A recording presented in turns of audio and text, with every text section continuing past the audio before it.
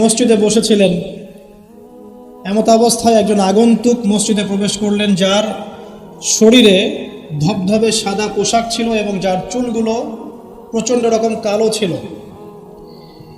তিনি এসে নবী সাল্লাল্লাহু আলাইহি ওয়াসাল্লামের হাঁটুর সাথে হাঁটু লাগিয়ে দিয়ে বসলেন, যাকে মদিনার কোনো মানুষ চিনতে পারছে না। তার দুহাত নবী সাল্লাল্লাহু আলাইহি ওয়াসাল্লামের উরু এর উপরে রাখলেন, রেখে তাকে 4টা প্রশ্ন করলেন। প্রথম প্রশ্ন হচ্ছে, ইয়া মুহাম্মদ সাল্লাল্লাহু আলাইহি ওয়াসাল্লাম, হে মুহাম্মদ সাল্লাল্লাহু আলাইহি ওয়াসাল্লাম, আখবিরনি আনিল ইসলাম, আমাকে ইসলাম সম্পর্কে বলুন।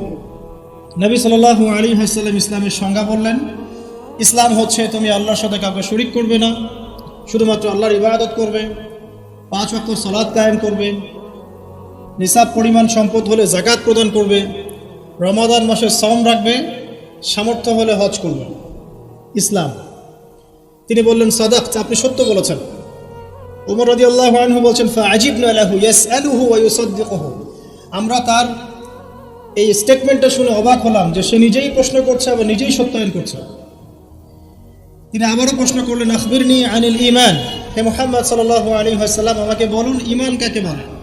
নবী সাল্লাল্লাহু আলাইহি ওয়াসাল্লাম বললেন, ঈমান হচ্ছে আল্লাহর প্রতি বিশ্বাস, তার সমস্ত ফেরেশতাদের প্রতি বিশ্বাস, সমস্ত নবী রাসূলগণের প্রতি বিশ্বাস, আসমানি কিতাব সমূহের প্রতি বিশ্বাস, পরকালের জীবনের প্রতি বিশ্বাস এবং তাকদীর বা ভাগ্যের ভালো মন্দের প্রতি বিশ্বাস। তিনি আবারও বললেন, সাদাকতা, সত্য বলেছেন আপনি।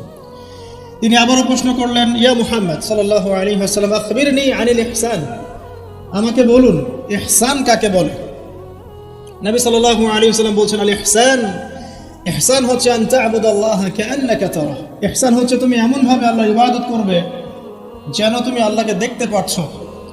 ওয়া ইল্লাম তাকুন তারাহু ফাইন্নাহু ইয়ারাক, যদি তুমি তাকে দেখতে না পারো জেনে রাখবে আল্লাহ তোমাকে দেখছেন। ইহসান মানে একনিষ্ঠতা, আল্লাহ কনসিয়াসনেস, যেটা সাথে তাকওয়া জড়িত আছে। আর তাকওয়াই হচ্ছে আল্লাহর কাছে সম্মানের একমাত্র মানদণ্ড। ইন্না আকরামাকুম ইনদাল্লাহি আতকাকুম। চতুর্থবার সেই ব্যক্তি আগন্তুক, উজ্জ্বল সাদা জামা, কালো চুল, কুচকুচে কালো চুল। তিনি আবারও জিজ্ঞাসা করছেন, ইয়া মুহাম্মদ আখবিরনি আনিস সাআহ, আমাকে কিয়ামত সম্পর্কে বলুন, কিয়ামত কবে হবে। কি বললেন? কিয়ামত কবে হবে। তাহলে কিয়ামত সম্পর্কে সচেতনতা এটা দিনের একটা অংশ, যেহেতু এখানে দিনের বেসিক প্রশ্নগুলো করা হচ্ছে। এখানে নবী সাল্লাল্লাহু আলাইহি ওয়াসাল্লাম বলছেন, মাল মাসউলু আনহা বিআ'লাম মিনাস সাইল, এই বিষয়ে প্রশ্নকারী এবং উত্তরদাতা উভয়ের জ্ঞানী সমান।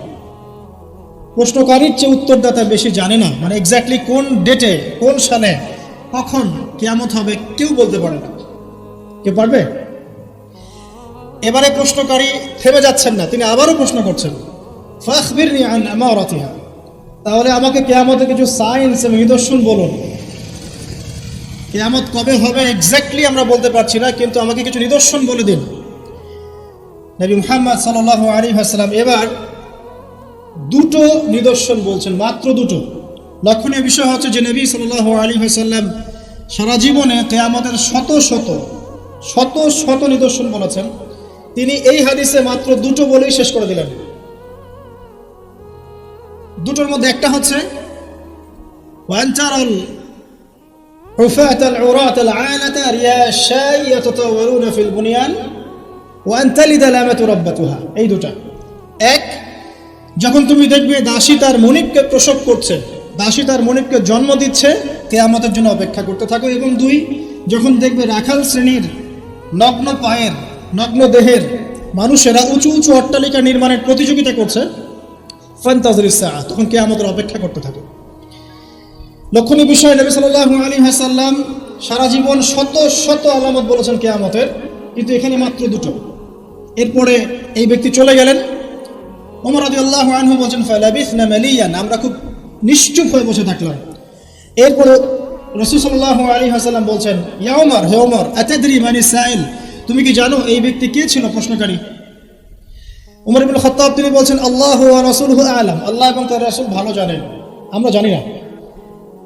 এবারে নবী সাল্লাল্লাহু আলাইহি ওয়াসাল্লাম অ্যানসার করছেন, ইন্নাহু জিবরিল, এই ব্যক্তি ছিল জিবরাইল আলাইহিস সালাম। আতাকুম ইউআল্লিমুকুম দীনাকুম, তিনি এসেছিলেন তোমাদেরকে তোমাদের দিন শেখাতে। আতাকুম ইউআল্লিমুকুম দীনাকুম, তিনি এসেছিলেন তোমাদেরকে তোমাদের দিন শেখাতে, তিনি নিজে শিখতে আসেন নাই, তোমাদেরকে তোমাদের দিন শেখাতে তিনি এসেছেন। তাহলে দিনের বেসিক 4টা প্রশ্ন আমরা পেলাম। আর বলে রাখি, এই হাদিসটা সহিহ মুসলিমে আছে, মিশকাতে আছে, এবং এই হাদিসটা নবী সাল্লাল্লাহু আলাইহি ওয়াসাল্লামের জীবনের শেষের দিকে হাদিস, প্রথম দিকের নয়, জীবনের শেষের দিকে নবী সাল্লাল্লাহু আলাইহি ওয়াসাল্লাম এখানে দিনের বেসিক 4টা প্রশ্নের উত্তর দিয়েছেন। ইসলাম কাকে বলে আমরা জানলাম, ইসলামের 5 পিলার, কালিমা, সালাত, সাওম, যাকাত, হজ। ঈমানের 6 পিলার আপনারা জানেন, এটা আল্লাহ বিশ্বাস, ফেরেশতা, নবী রাসূল, আসমানি কিতাব, তাকদীর এবং পরকাল। এই 6টাকে মুখে স্বীকৃতি দিতে হয়, অন্তরে বিশ্বাস করতে হয়, কাজে বাস্তবায়ন করতে হয়।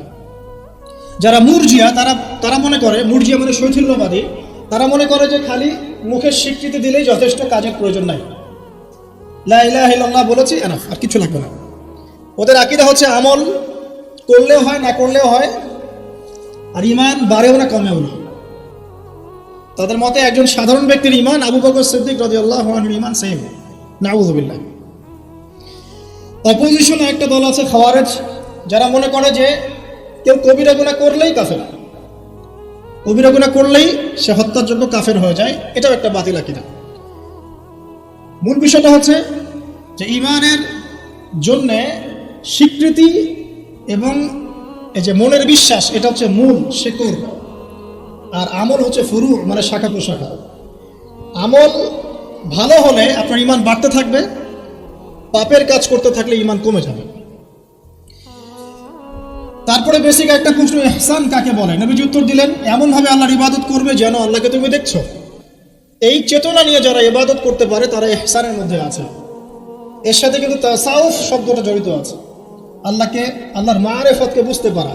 আর এখন কিন্তু তাসাউফ একটা ফরগটেন প্যাথ, এই রাস্তায় কেউ চলতে চায় না এখন, কারণ তাসাউফের নামে অনেক কিছু বিকৃতি হয়েছে দিনের মধ্যে, এদিকে অনেকে নিজেদের দর্শন হারিয়ে ফেলেছে। কিন্তু তাসাউফের একটা পরিশুদ্ধ রূপ কিন্তু আছে, এমনভাবে আল্লাহর ইবাদত করো যেন তুমি আল্লাহকে দেখছো, আল্লাহকে ফিল করা, মারিফত অর্জন করা।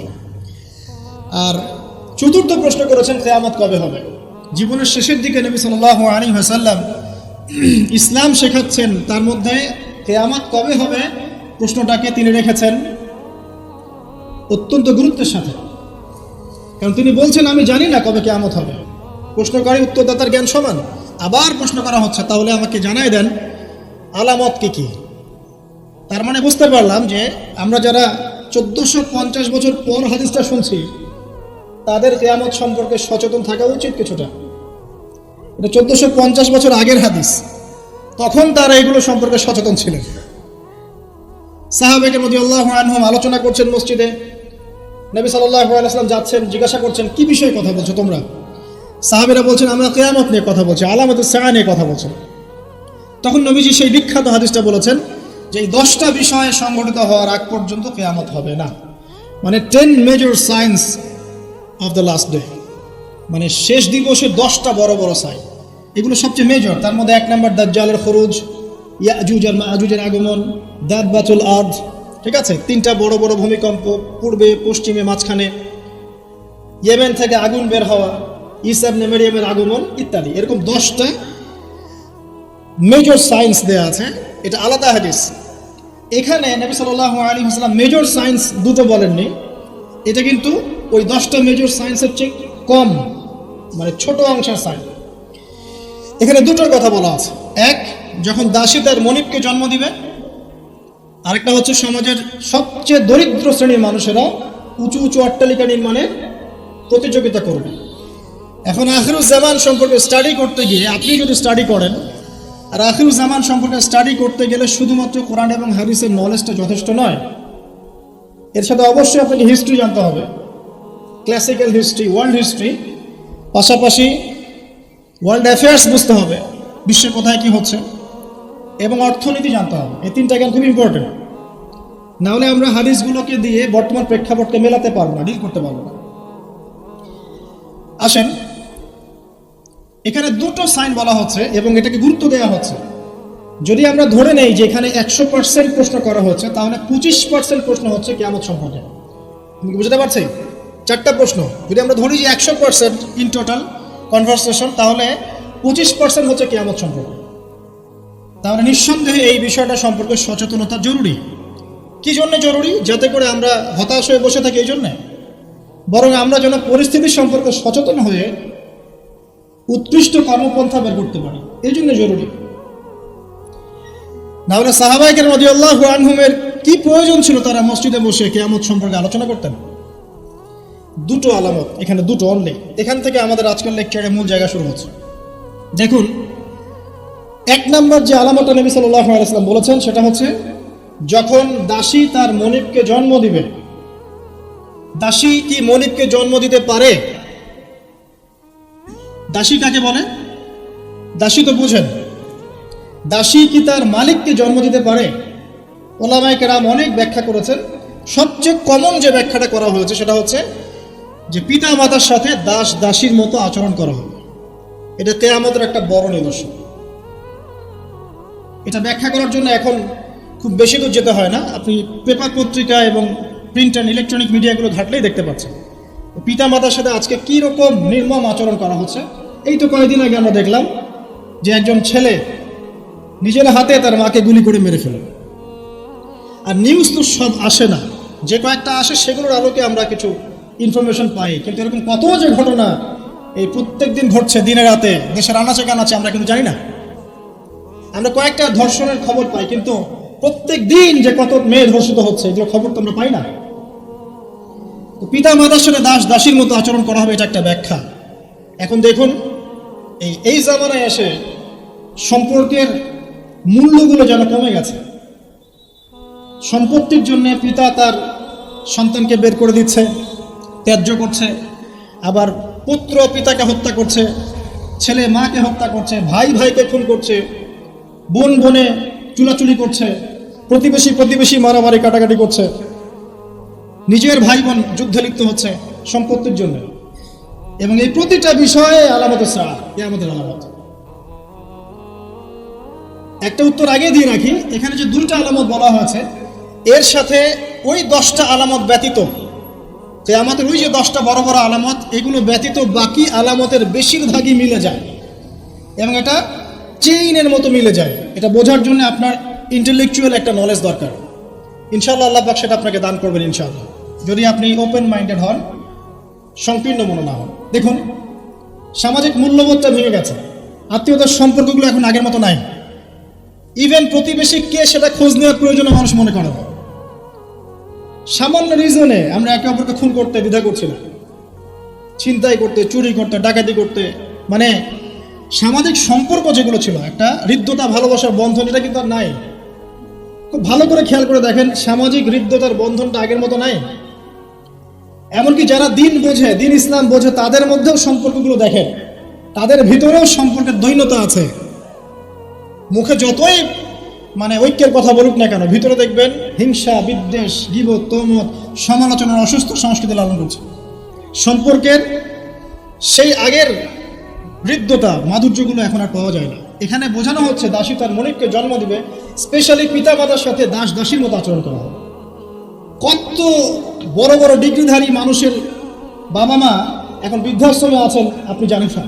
আমি জানি না। কেমব্রিজ, অক্সফোর্ড, হার্ভার্ড থেকে পড়ে এসেছে, এসে পিতা মাতাকে বৃদ্ধাশ্রমে দিয়েছে। যে পিতার হাত ধরে সে হাঁটা শিখেছে, শেষ বয়সে ওই পিতার লাঠি সে হতে পারে নাই। যে মা প্রসব বেদনা সহ্য করে তাকে জন্ম দিয়েছে, সেই মায়ের বুকে গুলি চালাতে এখন সন্তানের হাত কাঁপছে না। কিয়ামতের আর কোন নিদর্শনের জন্য আমরা অপেক্ষা করে বসে আছি? যে ওদিকে গেলে অনেক লম্বা হয়ে যাবে। এবার আসেন, যদি দ্বিতীয় অর্থ নেই, আরেকটা অর্থ দেওয়া হয়েছে, এটা ইন্টারপ্রিটেশন, ব্যাখ্যা, যে দাসী তার মনিবকে জন্ম দিবে মানে হচ্ছে সমাজের সত্য মিথ্যা, ন্যায় অন্যায়, ভালো মন্দের মানদণ্ডটা উল্টে যাবে। এবং এই ব্যাখ্যাটা আমার কাছে খুব পছন্দনীয় ব্যাখ্যা। দাসী মনিবকে জন্ম দিবে মানে উল্টা জিনিস হচ্ছে না এখানে। তার মানে সমাজের যে ন্যায় অন্যায়ের মানদণ্ড আছে, হক বাতিলের মানদণ্ড, এটা উল্টে যাবে। এবং এই হক বাতিলের মানদণ্ড প্রতিটা ক্ষেত্র থেকে উঠে গেছে। আপনাকে দেখাচ্ছি, মনে করেন আমরা ছোটবেলা থেকে 25-30 বছর পর্যন্ত পড়াশোনা করি। এখন জ্ঞান অর্জনের মানদণ্ডটা কি হবে? আল্লাহর সন্তুষ্টি অর্জন করা, আল্লাহর দিনকে শেখা, সেই দিন পালন করা, এর প্রচার করা, এর প্রতিষ্ঠা করা। ম্যাক্সিমাম আমাদের মধ্যে এখন পড়াশোনা করছে দুনিয়ার জন্য, অনলি ফর একটা চাকরি, একটা ব্যবসা, একটা ক্যারিয়ার, এতটুকু, একটা সার্টিফিকেট। তাহলে পড়াশোনার ক্ষেত্রে আপনার মানদণ্ড উল্টে গেছে। সত্য গ্রহণ করার ক্ষেত্রে আমরা মানদণ্ড কি রাখবো? যে আল্লাহ এবং তার রাসূল যা বলেছেন এটা সত্য, এর বাইরে সত্যের কোনো উৎস নাই। কিন্তু এখন আমাদের সত্য মিথ্যা গ্রহণের মানদণ্ড এমন, পশ্চিমারা যা বলবে ওটাই সত্য, ওটা কোরআন সুন্নাহর সাথে মিলুক চাই না মিলুক। পশ্চিমার মনে করেন যত তন্ত্রমন্ত্র আছে, যত তন্ত্রমন্ত্র, পলিটিক্যাল তন্ত্র বলেন, ইকোনমিক তন্ত্র বলেন, সামাজিক তন্ত্র বলেন, হ্যাঁ, এক একটা নাম নিয়ে বললে বুঝতে পারতেন। যে ফ্যামিনিস্ট রেভলিউশন, কমিউনিজম, আপনার ওই যে সোকল্ড ডেমোক্রেসি আর কি, সোকল্ড যেটা যেটা সত্যিকার অর্থে না, সোকল্ড একটা সেকুলারিজম, এটা আসলে সেকুলারিজম না, সোকল্ড সেকুলারিজম। প্রতিটা মতবাদ পশ্চিম থেকে এখানে এসেছে, এবং এগুলোকে দিয়ে আমরা কোরআন হাদিসকে এখন যাচাই করা শুরু করেছি। কোরআন হাদিসকে দিয়ে এগুলোকে যাচাই করবো এটা না, এগুলোকে দিয়ে কোরআন সুন্নাহকে যাচাই করে আমরা সত্য মিথ্যা গ্রহণ করছি। তাহলে দর্শন নেয়ার ক্ষেত্রেও কিন্তু আমরা সত্য মিথ্যার মানদণ্ড উল্টে দিয়েছি। দাসী মলিককে জন্ম দিয়েছে এখানে, তাই না?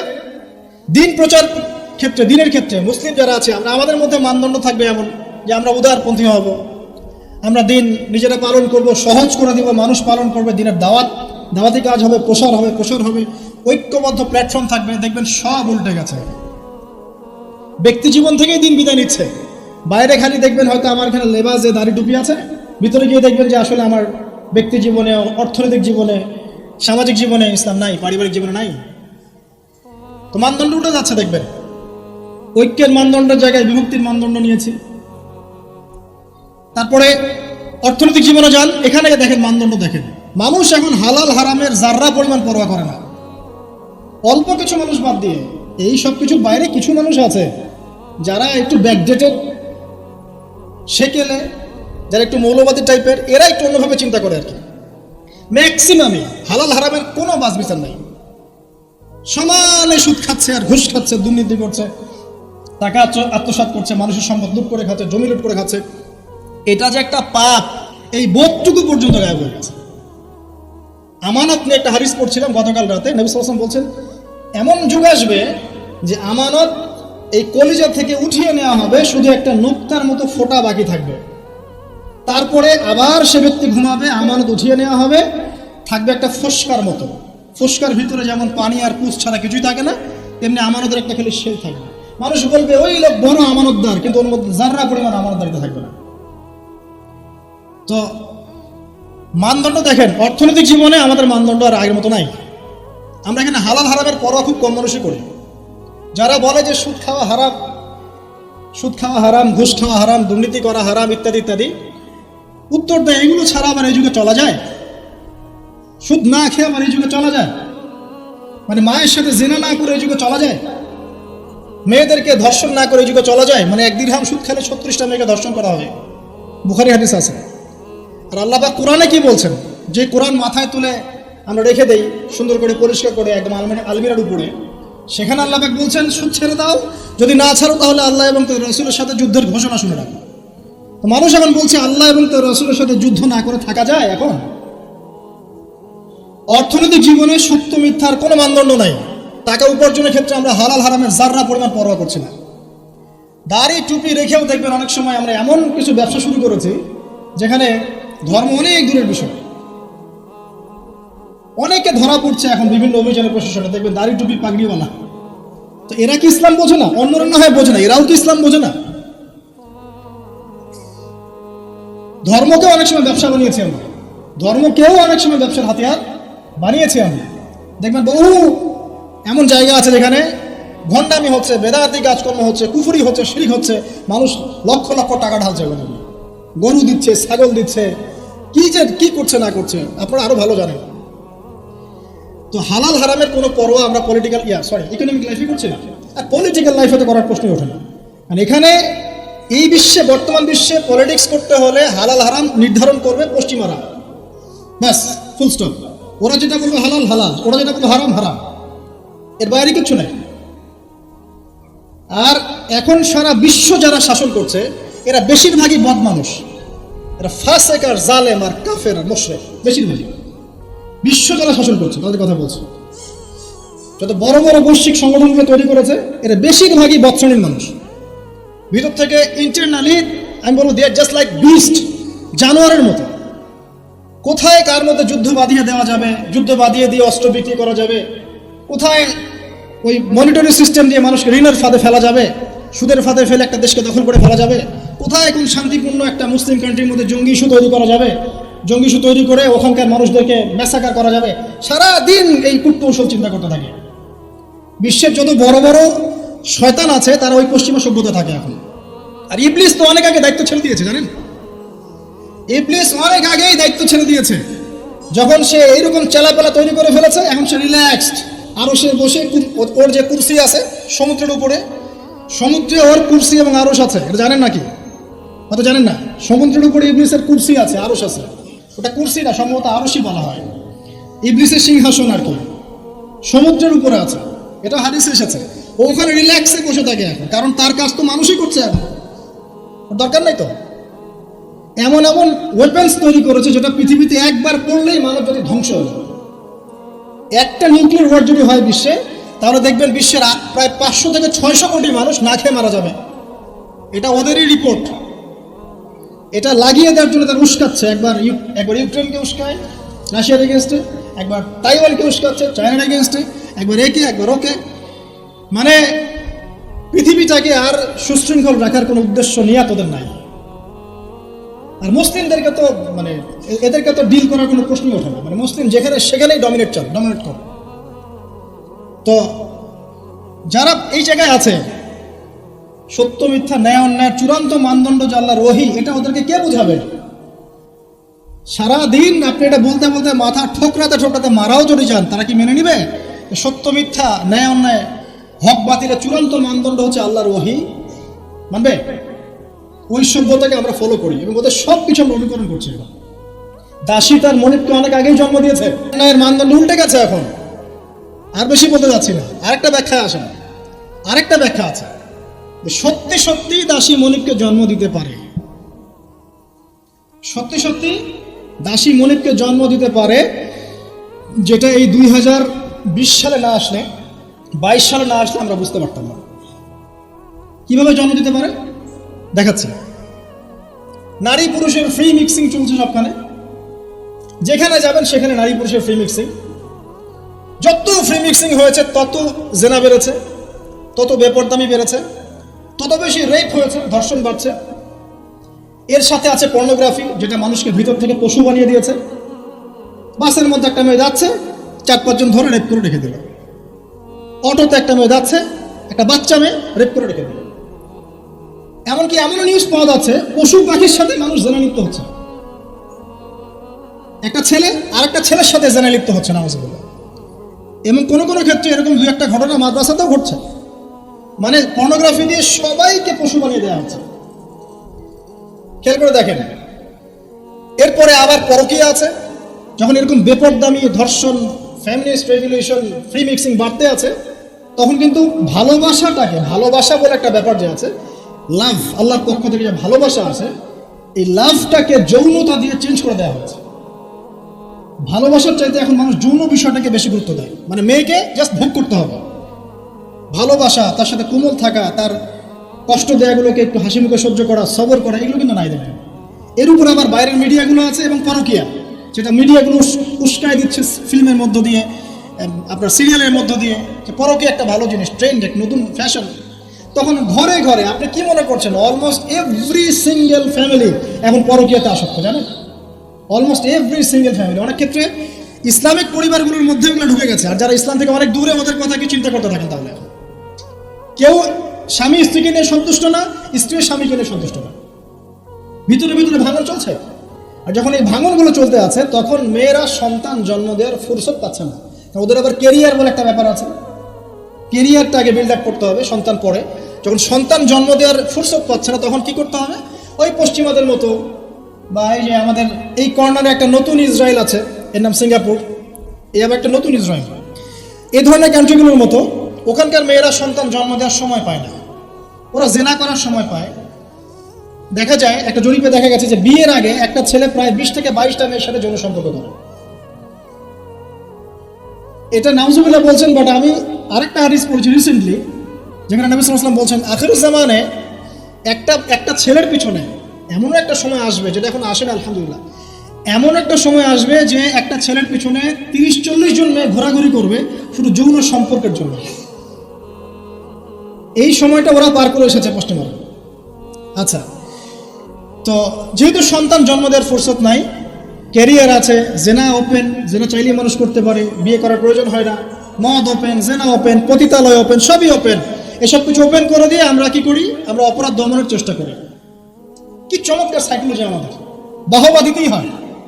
সব ওপেন, ওদের ওখানে ওপেন, তো ওখানে আর মেয়েরা চাকরি বাকরি এসবের দিকে ফোকাস করতে করতে সন্তান জন্ম দেওয়ার সময় নেই। কি করতে হবে?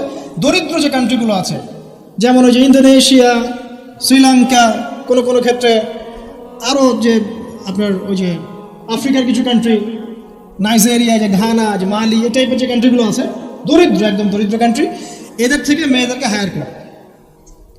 কিসের বিনিময়ে? যে তোমাকে ডলার দেওয়া হবে। ডলার কি জিনিস সেটা তো বোঝেন, এটা অস্ত্র, সারা বিশ্বকে শাসন করে। আমি ছাপাবো, আমার প্রেস আছে, আমার সিনেট আছে, আমরা ছাপাবো, আর আমরা হচ্ছে ওয়ার্ল্ডের সুপার পাওয়ার, আমরা চাইলে ছাপাতে পারি, আমাদেরকে বলার কেউ নাই। ছাপাবো, ওইটা দিয়ে আমি তেল কিনবো, তাহলে এটাও আমার, ওইটাও আমার। এখন তেল যে কিনছি, ওকে আমি সেই ডলারগুলো দিচ্ছি, সে ওই ডলারগুলো নিয়ে মনে করছে আমি ধনী হয়ে গেলাম। হ্যাঁ, এবং সে ধনী হচ্ছেও, কারণ এটা চলছে সারা ওয়ার্ল্ডে। সে তার প্রযুক্তিগত উন্নয়ন, বস্তুবাদী উন্নয়ন করতে থাকলো, ভোগ বিলাসে ব্যস্ত থাকলো। এরপর আবার সে ওই টাকা দিয়ে আমার কাছে অস্ত্র কিনছে। যে ডলার আমি তাকে দিলাম তেলের বিনিময়ে, এবার সেই ডলার দিয়ে সে আমার কাছ থেকে আবার অস্ত্র কিনছে। এবার আমি আবার অস্ত্রকে সেলও করলাম, তাহলে সবই আমার, আদতে আপনার কিছুই নেই।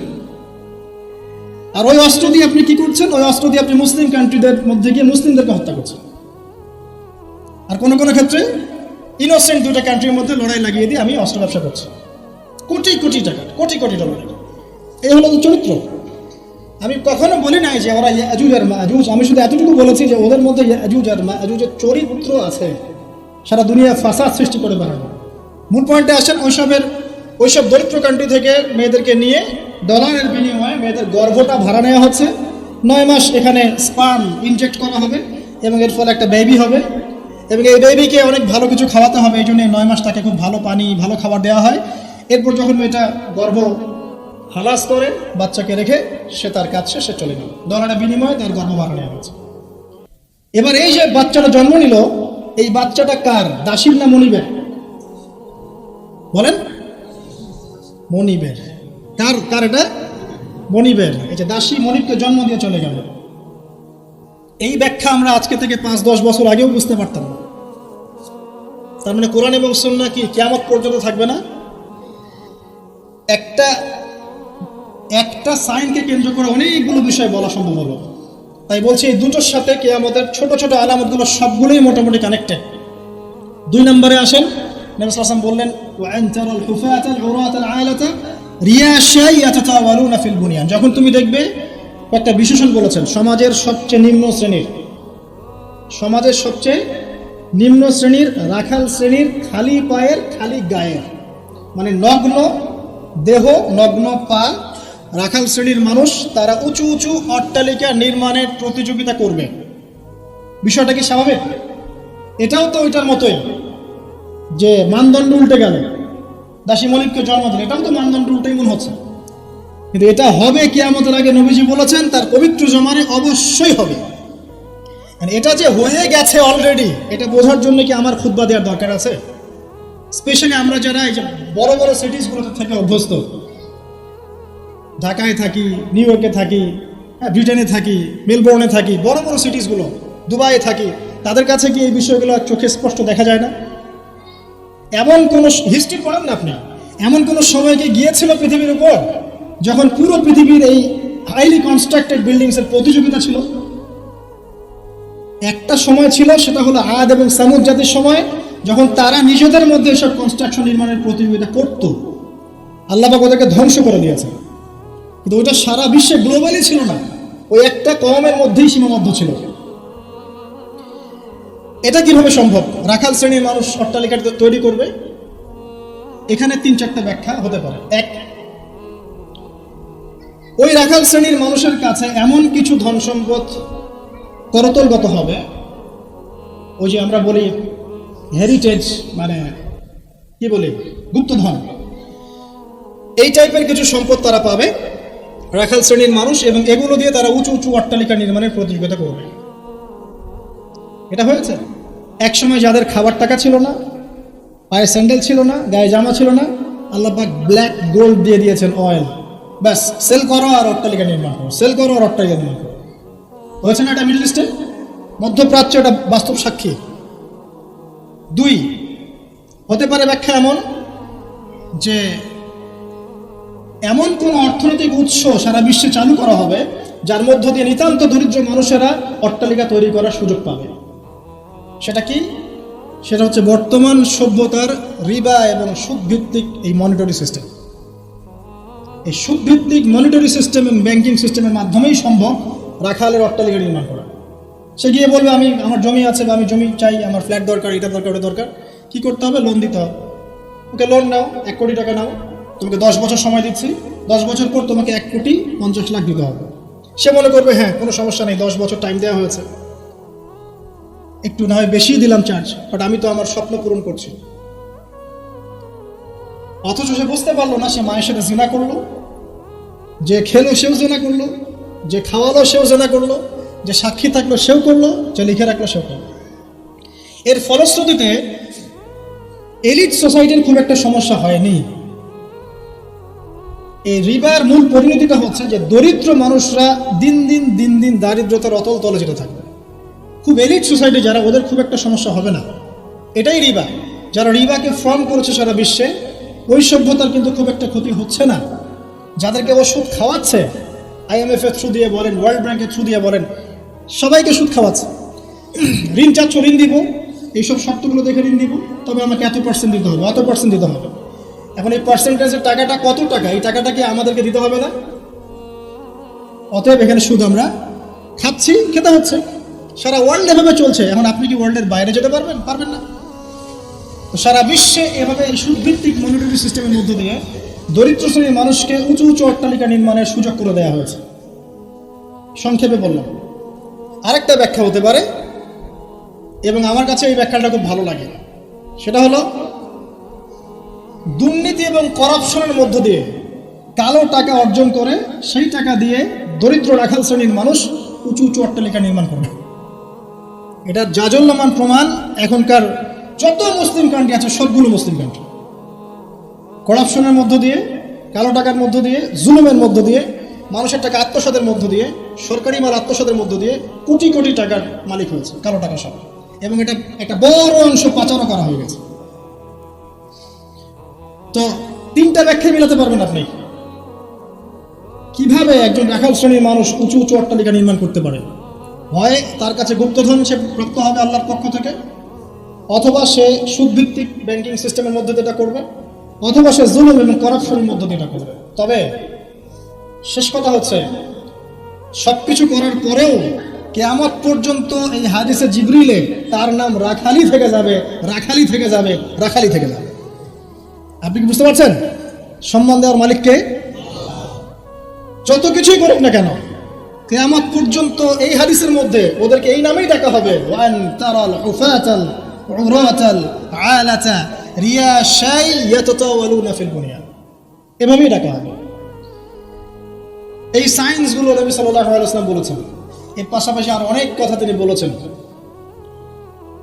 মানুষের মধ্যে ধর্মীয় জীবন থেকে ইসলাম আস্তে আস্তে সংকীর্ণ হয়ে আসবে, উম্মার মধ্যে ফাটল বাড়তে থাকবে, মানুষ দিনের জ্ঞান অর্জনকে খুব একটা মূল্যায়ন করবে না, ইলম উঠে যাবে, আলেম ওলামাদের মৃত্যু হবে, ওলামাদের উপর জুলুম আসবে, জাহেলদেরকে মানুষ আলেম রূপে গ্রহণ করা শুরু করবে, মানুষ ইসলামকে বিকৃত ব্যাখ্যা করা শুরু করবে, এবং এমন একটা সময় আসবে যে কাফের, মুশরিক, মুনাফিকরা পর্যন্ত ইসলামের ব্যাখ্যা নিয়ে মুসলিমদের সাথে তর্ক করবে।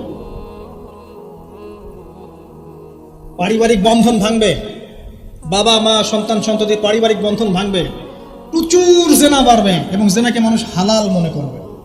প্রচুর মাদক বাড়বে, মাদককে মানুষ হালাল মনে করবে। পরকীয়াকে মানুষ হালাল মনে করবে, বাদ্যযন্ত্রগুলোকে মানুষ হালাল মনে করবে। বিনোদনের নামে, এন্টারটেইনমেন্টের নামে মানুষ এমন এমন হারাম কাজে লিপ্ত হবে যার ফলশ্রুতিতে তাদেরকে একদিন বানর এবং শুয়োর বানিয়ে দেওয়া হবে।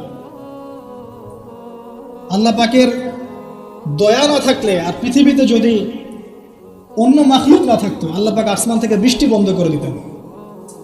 এগুলোর ফলশ্রুতিতে মুসলিমদের উপরে দুর্দশা নেমে আসবে, দুর্ভোগ নেমে আসবে, খুনাখুনি বাড়বে, হারাজ বাড়বে। নবীজি বলছেন হারাজ হচ্ছে এমন বিষয়ে একজন ব্যক্তি মারা যাবে, সে জানবে না কেন মারা গেলাম।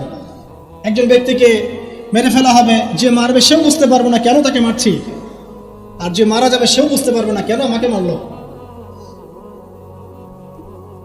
সবচেয়ে মারাত্মক হচ্ছে যে ফেমিনিস্ট রেভলিউশন বাড়বে, মহিলাদের মধ্যে বেপরদামি বাড়বে, ব্যভিচার বাড়বে এবং পতিতাদের সংখ্যা বাড়বে। এটা ফ্রি হয়ে যাবে, মানুষ সবার উন্মুক্ত হয়ে যাওয়ার সামনে ইজি আপনার কাছে উন্মুক্ত হয়ে যাবে, মাদক ইজি উন্মুক্ত হয়ে যাবে, অশ্লীলতার প্রসার ঘটবে। তখন আল্লাহ রসুল বলছেন সাল্লাল্লাহু আলাইহি ওয়াসাল্লাম, আল্লাহ পাকের পক্ষ থেকে ভূমি ধসের আযাব আসবে, ভূমি ধসের আযাব আসবে, জালজালা ভূমিকম্প আসবে এবং আকৃতি পরিবর্তনের আযাব আসবে, মানুষের আকৃতি পরিবর্তন হয়ে যাবে। তিনি বলছেন সময়গুলো এমনভাবে যাবে যেন মানুষের কাছে মনে হবে যে গতকালটা আজকের চাইতে ভালো ছিল। মানুষের কাছে এমন মনে হবে গতকালটা আজকের চাইতে ভালো ছিল, গত বছর এই বছর হচ্ছে ভালো ছিল। মানুষের কাছে মনে হবে যে হায় আমি যদি কবরবাসী হতাম, কবরের পাশ দিয়ে হেঁটে যাবে আর বলবে হায় আমি যদি জীবিত না থেকে কবরবাসী হতাম। প্রকৃতিও পরিবর্তন হয়ে যাবে, প্রকৃতি ঋতু পরিবর্তন হয়ে যাবে, বৃষ্টিপাতের মধ্যে সমস্যা সৃষ্টি হবে, বন্যা বলেন, ভূমিকম্প বলেন, খরা, দুর্যোগ যা যা দেখছেন আল্লাহর পক্ষ থেকে গজব, আযাব এগুলো ক্রমান্বয়ে বাড়তে থাকবে। এমনকি সময়কে কেন্দ্র করে বলা হয়েছে সময় পর্যন্ত সংক্ষিপ্ত হয়ে আসবে। এত দ্রুত টাইম পাস হয়ে যাবে যে মানুষ মনে করবে যে একটা বছর চলে যাচ্ছে একটা মাসের মতো, একটা মাস একটা সপ্তাহ, একটা সপ্তাহ একটা দিনের মতো, একটা দিন একটা ঘন্টার মতো। উম্মার দুর্দশা, নবী সাল্লাল্লাহু আলাইহি ওয়াসাল্লাম বলছেন তোমরা সংখ্যায় প্রচুর হবে, তোমরা বিভক্ত হয়ে থাকবে খণ্ডে খণ্ডে, তোমরা সংখ্যায় প্রচুর হবে, কিন্তু মৃত্যুর ভয় তোমাদেরকে পেয়ে বসবে এবং তোমরা আল্লাহর রাস্তায় আল্লাহর দ্বীনের জন্য সংগ্রাম করতে চাইবে।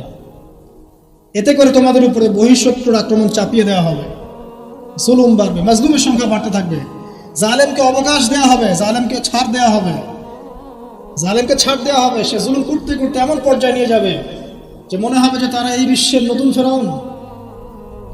জিউসরা শক্তিশালী হবে, জিউসরা শক্তিশালী হবে, ইসলামের এগেইনস্টে যে শক্তিগুলো আছে এরা শক্তিশালী হতে থাকবে, ওদের মধ্যে ইউনাইটেড বন্ড দেখা যাবে। স্পেশালি জেরুজালেমের কথা এসেছে যে ওই জায়গাটা শক্তিশালী হবে। শাম এবং ইরাকের মাঝখানের যে পয়েন্টের কথা আসছে, এই জায়গায় ইসরায়েল নামক রাষ্ট্রের অস্তিত্ব তখন ছিল না যখন নবী সাল্লাল্লাহু আলাইহি ওয়াসাল্লাম এই হাদিস বর্ণনা করেছেন। এ তো কয়েকদিন আগে অস্তিত্ব লাভ করলো, আর হাদিস বর্ণনা করা আছে 1400 বছর আগে। জিউস আসবে, মাসিহুদ দাজ্জাল ইস্পাহান নামক জায়গার কথা আছে, এখান থেকে সে খুরুজ হবে, তার খুরুজ মানে আত্মপ্রকাশ, কিন্তু সে রুল করবে জিউসদেরকে দ্বারা। এবং জিউসরা এখন কোথায় শক্তিশালী এটা আপনারাই চিন্তা করে দেখেন, সারা ওয়ার্ল্ডে তারা কি করছে। তো ছোট ছোট যত আলামতগুলো আছে এগুলোকে যদি আপনি একত্রিত করেন, এই দুইটা আলামতের সাথে মেলাতে পারবেন। দাসী মনিককে জন্ম দিচ্ছে আর সমাজের সবচেয়ে নিম্ন শ্রেণীর মানুষ অট্টালিকা নির্মাণের প্রতিযোগিতা করছে। বাকি যে বড় বড় সায়েন্সগুলো আছে সেগুলো এখনো আসে নাই। আর আমরা চাই না আসলে যে আমাদের জীবদ্দশা এগুলো আমাদের সামনে আসুক। কেউই চাইবো না যে আমরা দাজ্জালকে দেখি, দাজ্জাল আত্মপ্রকাশ করুক, ইয়াজুজের মাজুজ ধেয়ে আসুক, ভূমিকম্প হতে থাক বড় বড়। আমরা চাইবো না যে ইয়েমেন থেকে আগুন বের হয়ে আসুক, আমরা সেখানে থাকি। তো সামনে কি? আমরা যখন বলি যে কিয়ামত নিকটবর্তী, তার মানে এই না যে কালকে কিয়ামত হবে। মূলত এই বিষয়টা বোঝানো হয় যে কিয়ামতের সায়েন্সগুলোর নিদর্শনগুলো একটা একটা একটা একটা করে এমনভাবে আবির্ভূত হয়েছে যেন পুঁথি থেকে মালা ছিঁড়ে ছিঁড়ে পড়লে যত দ্রুত আবির্ভূত হয়, এভাবে এসেছে। বিগত 100 বছরে এমনভাবে এটা আবির্ভূত হয়েছে যেটা আপনি বিগত আগের সময়গুলোতে কল্পনা করতে পারবেন না। যেমন ফেমিনিস্ট রেভলিউশন, যেমন জিউসদের উত্থান, যেমন জায়নিস্ট মুভমেন্ট, যেমন পেট্রোডলার মনিটরিং সিস্টেম, যেমন সারা বিশ্বে মুসলিমদের উপর ম্যাসাকার জুলুম এবং দিনের সংকীর্ণতা, এই জিনিসগুলো লাস্ট 100 বছরের বেশি এসেছে। আমরা জানি এর আগেও এগুলো এসেছে আবার ঠিক হয়েছে, বাট 2000 বছর পর জেরুজালেমে ইহুদি রাষ্ট্র গঠিত হয়েছে, এটা আগে হয়নি কখনো। এবং এরাই তারা যারা মসিহুদ দাজ্জালের সাথে এই বিশ্ব শাসনও করবে এবং ওর সাথেই তারা ঈসা ইবনে মারইয়ামের হাতে মারাও করবে ইনশাআল্লাহ।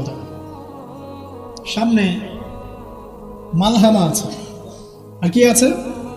মহাযুদ্ধ আছে, জেরুজালেমের উত্থান আছে, জিউসদের উত্থান আছে, দাজ্জালের শাসন আছে, ইমামুল মাহদির আগমন আছে, তার হাতে মুসলিমদের বিজয় আছে, ঈসা ইবনে মারইয়ামের আগমন আছে, তার হাতে দাজ্জালের নিহত হওয়ার ঘটনা বাকি আছে, ঈসা ইবনে মারইয়ামের হাতে জেরুজালেম থেকে ওয়ার্ল্ড ওয়াইড ইসলামিক শাসন এখনো বাকি আছে, ইয়াজুজ আর মাজুজের আগমন বাকি আছে এবং ওদের ধ্বংস বাকি আছে। এরপরে পুরো বিশ্বে ইসলামের শান্তির সুবাতাস বয়ে যাওয়াটা বাকি আছে। তারপরে আলামতুস সাআহ, পশ্চিম দিক থেকে সূর্য ওঠাটা বাকি আছে। তারপরে ইনশাআল্লাহ তাআলা এত দ্রুত কিয়ামত হবে, নবীজি বলছেন একজন ব্যক্তি আরেকজন ব্যক্তির সাথে কাপড় নিয়ে ব্যবসা করতে বসবে, কাপড় খুলে দেখাবে, গোটানোর আগেই কিয়ামত শেষ। একজন ব্যক্তি উটের দুধ দহন করবে, দুধ পান করার আগে কিয়ামত শেষ। তারপরে তিনি ইনস্ট্যান্ট বুঝাতে এই শব্দ ব্যবহার করছেন, এক গ্লাস পানি খাওয়ার জন্য গ্লাসটা উপরে নিবে, পানি ঢোক গেলার আগেই কিয়ামত শেষ। এত দ্রুত এই পুরো মহাবিশ্ব মেসাগাড়ি ব্লাস্ট হয়ে যাবে। আমরা ওই দৃশ্য দেখতে চাই না। তাহলে এখন এই যে সামাজিক অরাজকতাগুলো চলছে, কি আমাদের নিদর্শনগুলো চলছে, এগুলো সব কি আল্লাহর দেয়া গজব, নাকি আমাদেরও কোনো ভূমিকা আছে? আল্লাহ পাকের মুখ থেকেই শোনে। আল্লাহ পাক বলছেন সূরা রুমের মধ্যে, আল্লাহ পাক বলছেন যাহারাল ফাসাদু ফিল বাররি ওয়াল বাহরি বিমা কাসাবাত আইদিন নাস, জ্বরের স্থলে যত বিপর্যয় ছড়িয়ে পড়েছে এগুলো মানুষের হাতের কামাই। ঢাকা শহরে একটা মেয়ে রিক্সা করে যাচ্ছে তার বয়ফ্রেন্ডের সাথে, তারপরে সে আর বাসায় ফিরল না, মা হাউমাউ করে কাঁদছে, মেয়েকে আর খুঁজে পাওয়া গেল না, ধরে নেওয়া হচ্ছে মেয়েটা নাই, নিখোঁজ, হয়তো তার রেপ হয়েছে বা ডেড হয়েছে। মা স্টেটমেন্ট দিচ্ছে সাংবাদিককে যে আমি ছেলেটাকে বললাম তুমি যদি মেয়েকে ভালোই বেসে থাকো তাহলে মেয়েকে বাসায় পৌঁছে দিলে না কেন? এই মায়ের কাছ থেকে আপনি কেমন সন্তান আশা করছেন? সে তার মেয়ের অবৈধ বয়ফ্রেন্ডকে সে বলছে তুমি যদি মেয়েকে ভালোই বেসে থাকো তাহলে মেয়েটাকে একা একা রিক্সা ছেড়ে দিলে কেন, বাসায় পৌঁছে দিতে পারলো না? কি বলবো বলেন? পরিণতি সবকিছু আল্লাহ পাকের পক্ষ থেকে আসে, এটা তো সত্যই। কিন্তু আল্লাহ রাব্বুল আলামিন কখনো কখনো আমাদেরকে আমাদের পাপের শাস্তি দুনিয়াতেই দিয়ে থাকে। যেমন কর্ম করেছি তেমন ফল ভোগ করতে হবে তো। সুদ খেয়েছেন, এখন দারিদ্রতা বরণ করতে হবে তো। ধর্ম নিয়ে বাড়াবাড়ি করেছেন, উম্মর ঐক্য তো নষ্ট হবেই। আমি যখন দুর্নীতি করছি আমাকে একদিন ধরা পড়তেই হবে। আমি চুরি করেছি আমাকে তো পিটুনি খেতেই হবে। আমি ডাকাতি করছি আমাকে তো পিটুনি খেতেই হবে। আমি রেপ করেছি আমাকে শাস্তি পেতেই হবে। একটা মেয়ে কয়েকটা ছেলের সাথে অ্যাফেয়ার, কয়েকজন মিলে প্ল্যান করলো যে তাকে শিক্ষা দিবে, তাকে সারপ্রাইজ দেওয়ার কথা বলে একজন বয়ফ্রেন্ড তাকে ডেকে নিল, নির্মমভাবে তাকে হত্যা করলো। 3 জন মিলে লাশ ফেলে দিয়ে চলে গেছে। 3 জন মিলে করেছে না একাই করেছে সেটা প্রশাসন খুঁজে বের করবেন। আমরা অনলাইনে দেখছি যে মেয়েটা ডেড, এবং সেটা রংপুর এরিয়ার ঘটনা, ঢাকা শহরের কথা না। রংপুর তো অনেক দূরের জায়গা, ওটাকে আমরা গ্রামই মনে করি নাকি ঢাকার হিসাবে। দেখেন কর্মের ফল নয় কি এগুলো? মদ খাচ্ছেন দেদারসে, তাহলে আপনাকে তো সারা জীবন একটা ব্যাধি ভোগ করতেই হবে। আপনি তো ক্যান্সার হবেই, আপনার বড় বড় রোগ তো হবেই। আল্লাহর দিনকে বাদ দিয়ে আপনি অনৈতিক দর্শনের চর্চা করছেন, আপনাকে তো ফল ভোগ করতেই হবে। আল্লাহ পাক এটাই বলছেন যাহারুল ফাসাদু ফিল বাররি ওয়াল বাহরি, জলের স্থলে যত বিপর্যয় এগুলোর বেশিরভাগই মানুষের হাতের কামাই। পরিবেশ দূষিত করেছে আমরা, পুরো বিশ্বের পলিটিক্যাল সিস্টেম ধ্বংস করে দিয়েছে আমরা, ইকোনমিক সিস্টেমের সুদ দিয়ে দিয়েছে আমরা, ব্যক্তি জীবন থেকে দিনকে বিদায় করছি আমরা। আর দিনের কথা যারা বলছে টুকটাক ফোটা এদেরকে আমরা বিভিন্ন সাম্প্রদায়িক ট্যাগ লাগিয়ে বয়কট করে দিয়েছি। চল নাকে তেল দিয়ে ঘুমাও, দুনিয়াটা আমাদের, পরকাল তোমাদের, তোমরা পরকাল নিয়ে থাকো, দুনিয়া আমাদের। শুনে রাখো তোমরা, এই দুনিয়াও মুসলিমদের হতে যাচ্ছে অতি শীঘ্র ইনশাআল্লাহ। কত বছর এভাবে চলবে? 100, 200, 300, 400, 500, কিন্তু ইমামুল মাহদির আগমন সত্য, ঈসা ইবনে মারইয়ামের আগমন সত্য।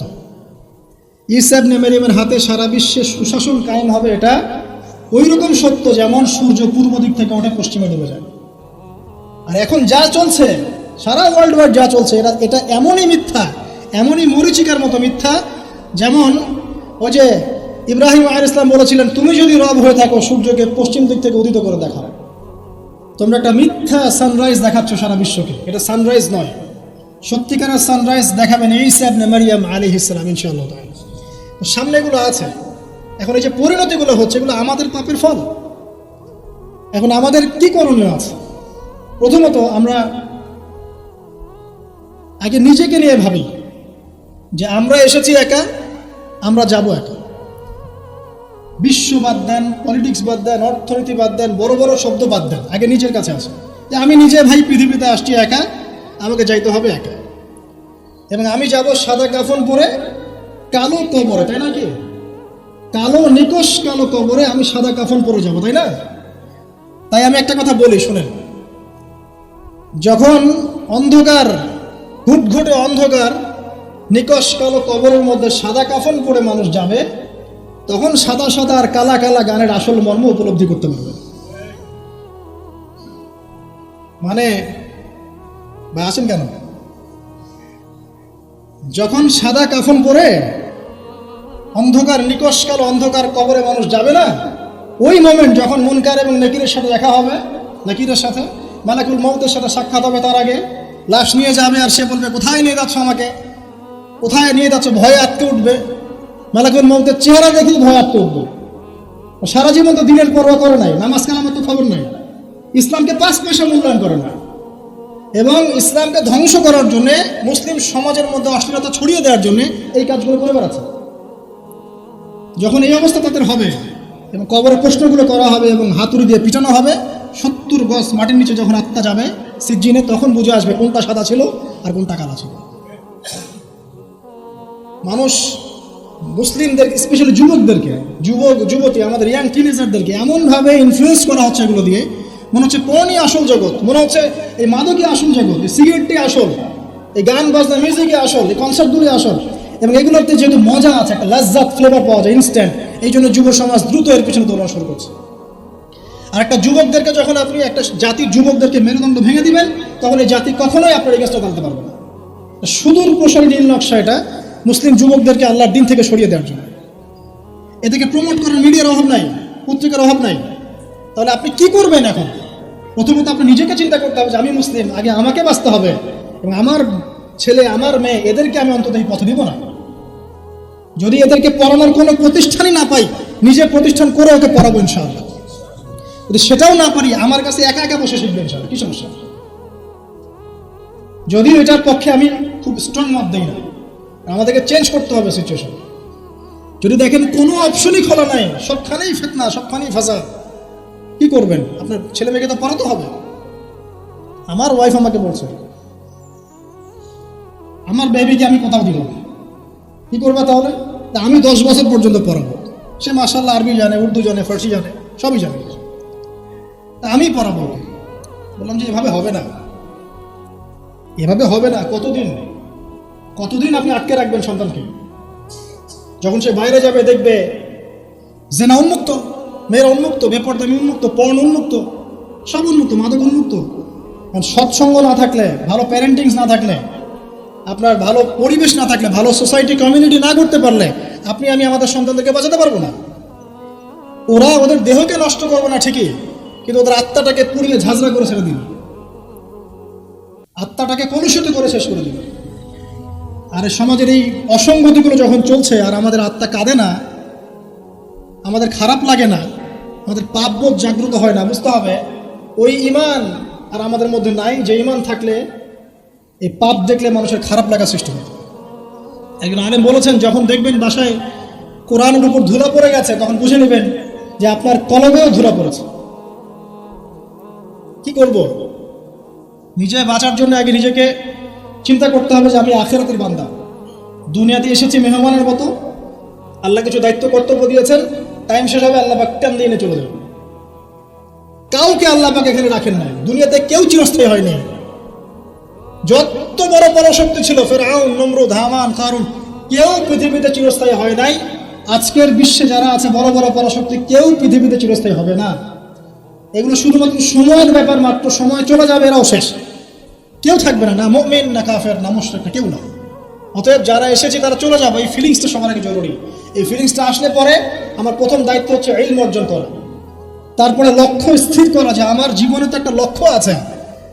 এভারেজ লাইফ লিড করবে সবাই, 1999 জন মানুষ এভারেজ লাইফ লিড করে, খায় দায় ফুর্তি করে, স্ত্রী সহবাস করে, বাচ্চা পয়দা করে, শেষ ডেড, শেষ বয়সে ক্যান্সার ডায়াবেটিস মারা গেল।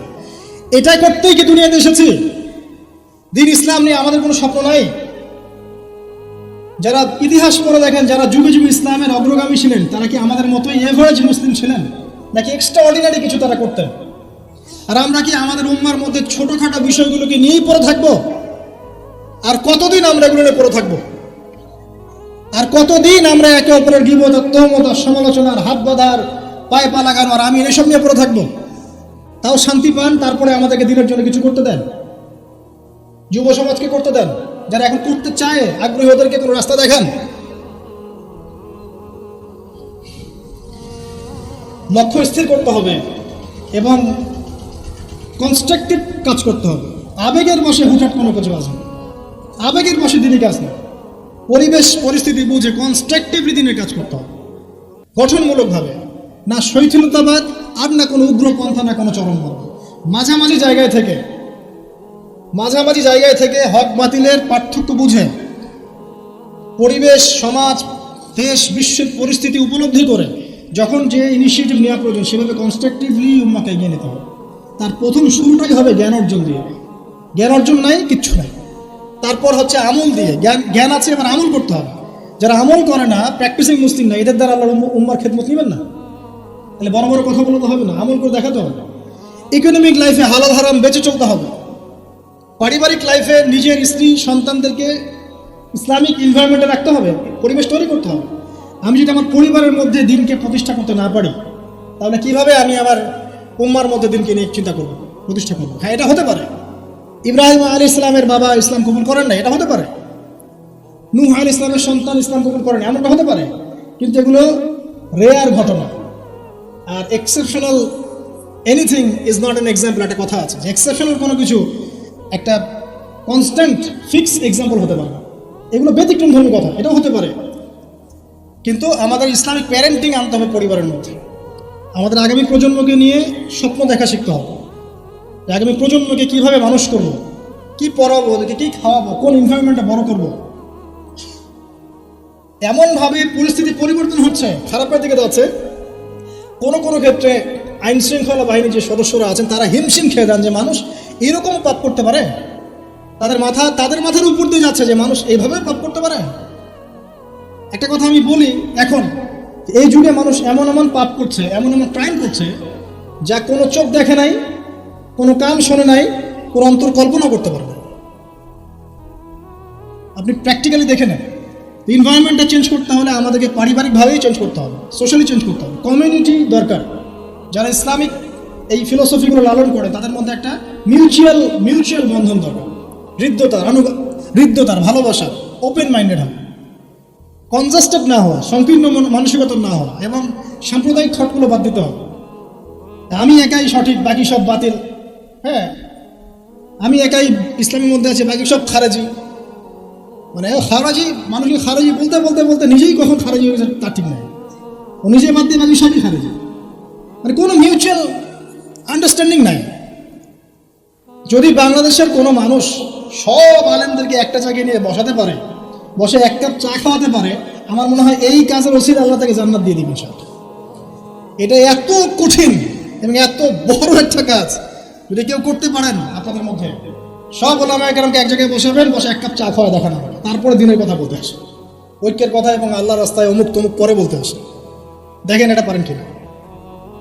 তো স্বপ্ন দেখা শিখতে হবে পরবর্তী প্রজন্মকে নিয়ে, আমাদেরকে নিয়ে। আর লম্বা করছে না, ইকোনমিক লাইফটাকে হালাল হারামে মেনে চলতে হবে।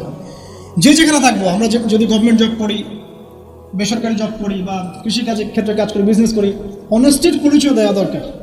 আগে একজন ভালো মানুষ হই, তারপরে ভালো মুসলিমের দিকে আসেন। আগে মানুষ তো হন, একজন ভালো মানুষ তো হই, একজন ভালো মানুষের মন লালন করি। এরপর ইনশাআল্লাহ তাআলা দিনের যে জ্ঞান আপনি অর্জন করেছেন, আমল করেছেন, আপনি এখন পরিবার গড়েছেন, আলহামদুলিল্লাহ হালাল হারাম মেনে চলছেন, ইসলামের দাওয়াত আপনি প্রচার করতে শুরু করবেন। এবং সেটা মধ্যম পন্থায়, উগ্র পন্থায় না, শৈথিলতাবাদ প্রদর্শন করেও না। পলিটিক্যালি যারা আছে তাদের সাথে কোনো কনফ্লিক্টে যাবেন না, মানে রাষ্ট্রবিরোধী কোনো বিদ্রোহের দিকে কখনো যাবেন না। এতে কোনো কল্যাণ দেখা যায় না। যারা এই কথাগুলো বলে শুনতে খুব চটকদার মনে হয়, কিন্তু বাস্তবতা এমন নয়, বরং এতে রাষ্ট্রের ক্ষতি, জাতির ক্ষতি, উম্মার ক্ষতি হবে। যতটুকু কাজ করার ফ্রি একটা অ্যাক্সেস আছে, এটাও দেখবেন কনজাস্টেডে বন্ধ হয়ে পড়ে আছে। অতএব এইসব উদ্ভট ফিলোসফির দিকে যাওয়ার প্রয়োজন নাই, বরং যারাই থাক উত্তম নসিহত করেন, ভালো নসিহত করেন, ভুল হলে সংশোধন করে দেন গঠনমূলকভাবে। এরপরেও যদি না কথা শুনে আলহামদুলিল্লাহ ছেড়ে দেন। খালি উপদেশ দেন, আপনি উপদেশদাতা, আপনি তাদের প্রতি দারোগা নন।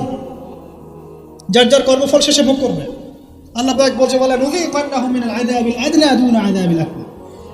যখন এরকম অন্যায়, অত্যাচার, পাপাচার চলতে থাকবে, আল্লাহ পাক বলছেন তখন আমার পক্ষ থেকে আমি বড় আযাবের আগে, পরকালের বড় শাস্তির আগে দুনিয়াতে ছোট ছোট আযাব পাঠাতে থাকবো। আল্লাহ তো বলেছেন পাঠাবেন, রিল্যাক্স থাকেন। ইনশাআল্লাহ তাআলা কনস্ট্রাকটিভলি এই কাজগুলো করতে পারলে আশা করা যায় একদিনে ফল পাওয়া কখনোই যাবে না। আমাদের নবীজি 23 বছর লেগেছে। আস্তে আস্তে ইনশাআল্লাহ তাআলা আমরা না হোক আমাদের পরের জেনারেশন, তারা না হোক তারপরের জেনারেশন, তারা না হোক তারপরের জেনারেশন, একটা জেনারেশন আসবে পৃথিবীর বুকে, নিশ্চিত থাকেন, যারা ইনশাআল্লাহ আযজা ওয়া জাল এই দুনিয়া থেকে সমস্ত জুলুমের শেকড় উপরে ফেলে দিবে।